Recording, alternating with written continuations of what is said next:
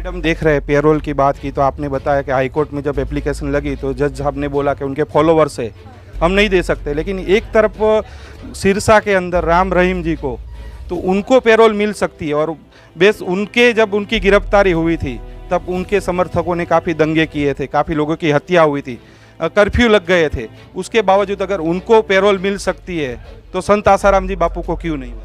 बिल्कुल, देखो उनके केस पे भी तो आपको ये बात बोलनी चाहिए कि उनके केस में भी ट्रायल करके देखा ना, इवन इफ उनका बैकग्राउंड था फिर भी ट्रायल करके देखा, बाहर पैरोल पे छोड़ा, कोई law and order situation arise नहीं हुई।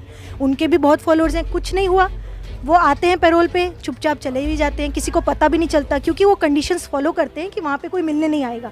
तो आप भी कह सकते हो कि कोर्ट में कहना चाहिए कि हम भी ऐसा करेंगे, आप कंडीशंस लगा दीजिए, कोई फॉलोअर नहीं आएगा, आप एरिया बना दीजिए कि इस एरिया से बाहर नहीं जाएंगे। जैसे राम रहीम जी के केस में भी ऐसा है कि वो उस एरिया में नहीं है जहाँ उनका आश्रम है, दूसरे एरिया में उनको ठहरना है।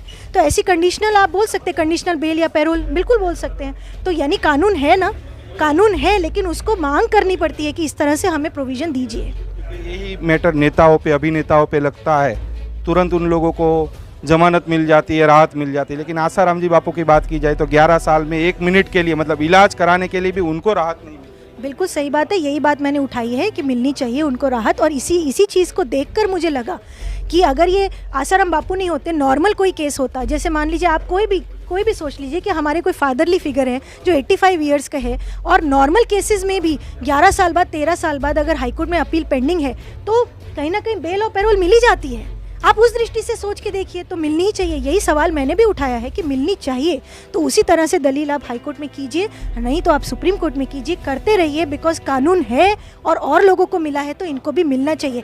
आप इस केस को इस तरह से बताइए कि ऐसा नहीं है कि वो कोई स्पेशल पर्सन है और बाहर आने के बाद से लॉ एंड ऑर्डर सिचुएशन हो जाएगी। आप कोर्ट को ये कन्विंस कीजिए कि नहीं होगी सिचुएशन अराइज।